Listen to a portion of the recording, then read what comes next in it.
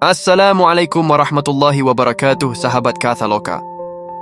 Pernahkah terbayang di benak kalian bagaimana perasaan umat muslim saat itu di saat Rasulullah Shallallahu Alaihi Wasallam, manusia tercinta yang mereka cintai melebihi dirinya sendiri, dipanggil oleh Sang Khaliq? Bayangkan, tahun 10 Hijriah, kota Madinah dipenuhi riuh rendah para pedagang dan warga. Aroma kurma, rempah-rempah, dan kain-kain sutra yang harum memenuhi udara. Namun di balik kemeriahan itu, terselip kabar yang membuat hati para sahabat bagai tertusuk sembilu. Rasulullah Shallallahu Alaihi Wasallam, pemimpin mereka, cahaya pembimbing mereka, tak kunjung terlihat di tengah umat. Sa'ad bin Abi Waqqas radhiyallahu anhu, pejuang pemberani yang tak gentar di medan perang, kini tampak gontai. Ia menghampiri sahabatnya, Abdurrahman bin Auf radhiyallahu anhu, pedagang ulung yang terkenal dengan ketenangannya. Tetapi, bahkan Abdurrahman pun tak mampu menyembunyikan kecemasan di wajahnya. Sa'ad berkata, "Abdurrahman, engkau sudah mendengarnya? Rasulullah, beliau sudah berhari-hari tak keluar dari rumah Aisyah radhiyallahu anha. Kabarnya demam beliau semakin parah." Suasana pasar yang ramai kini terasa tegang. Suara riuh perlahan menghilang, berganti bisikan-bisikan khawatir. Abdurrahman menepuk bahu Sa'ad, berusaha menenangkan diri dan sahabatnya itu. "Bersabarlah Sa'ad, kita harus terus berdoa, memohon kesembuhan kepada Allah Subhanahu wa Ta'ala. Dialah sebaik-baik penyembuh." Kabar itu menyebar bagai kilat di tengah guyuran hujan. Khawatir, cemas, dan harap bercampur menjadi satu. Di halaman rumah Aisyah radhiyallahu anha, sudah dipenuhi para sahabat dan warga Madinah yang gelisah. Waktu seolah berhenti berputar ketika Abu Bakar Ash-Shiddiq radhiyallahu anhu, sahabat terdekat Rasulullah Shallallahu Alaihi Wasallam, tiba dari perjalanannya. Wajahnya yang biasanya berseri-seri, kini dipenuhi kesedihan mendalam. Umar bin Khattab radhiyallahu anhu yang tak sabar lagi, bergegas menghampiri Abu Bakar. "Abu Bakar, engkau baru tiba. Katakan padaku, katakan bahwa kabar itu tidak benar. Katakan bahwa Rasulullah..."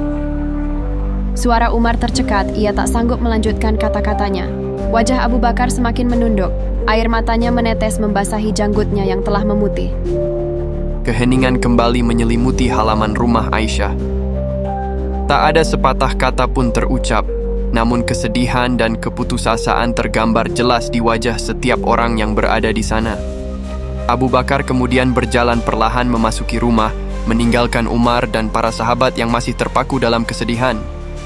Di dalam ruangan sederhana tempat jenazah Rasulullah Shallallahu Alaihi Wasallam disemayamkan, seberkas cahaya menyinari wajah mulia yang kini tertidur dalam keabadian. Umar bin Khattab dengan hati yang hancur memasuki ruangan itu, diikuti oleh para sahabat lainnya. Suasana haru biru menyelimuti ruangan tersebut. Beberapa sahabat menangis terisak, sebagian lainnya menunduk dalam, tak mampu menahan kesedihan. Di tengah kepiluan itu, Umar bin Khattab radhiyallahu anhu berdiri dengan amarah yang membara. "Demi Allah, siapa yang berani mengatakan Rasulullah Shallallahu Alaihi Wasallam telah wafat, akan kupenggal lehernya. Beliau hanya sedang berjumpa dengan Tuhannya, sebagaimana Musa alaihi salam pergi menemui Tuhannya."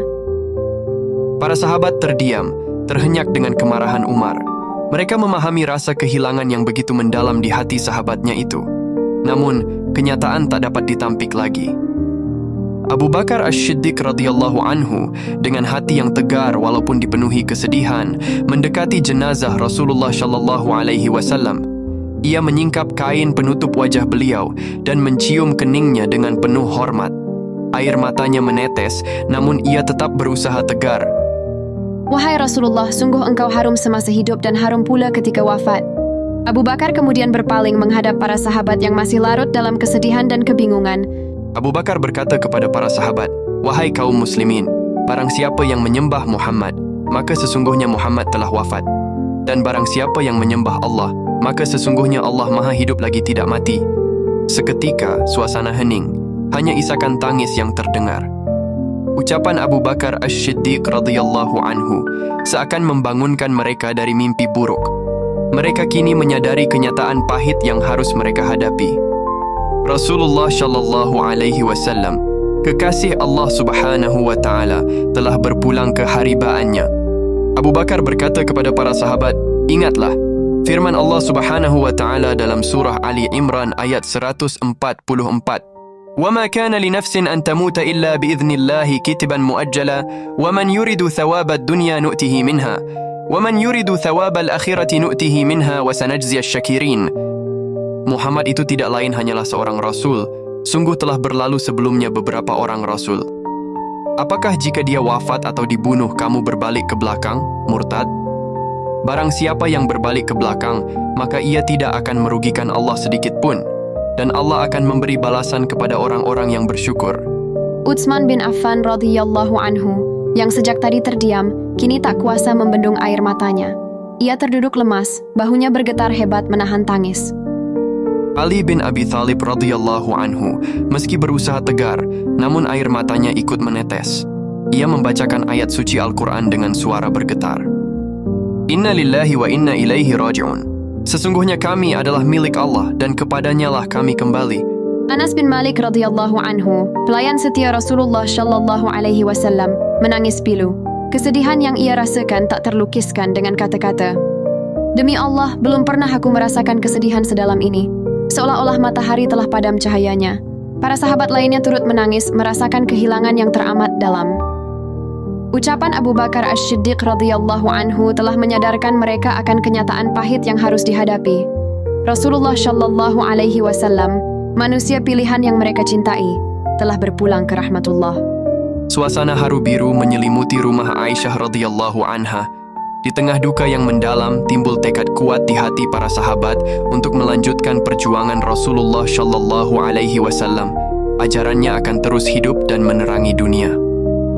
Sahabat kata loka, detik-detik kepergian Rasulullah shallallahu alaihi wasallam menjadi duka yang mendalam bagi umat Islam. Namun, cahaya ajarannya tetap abadi, membimbing kita menuju jalan kebenaran.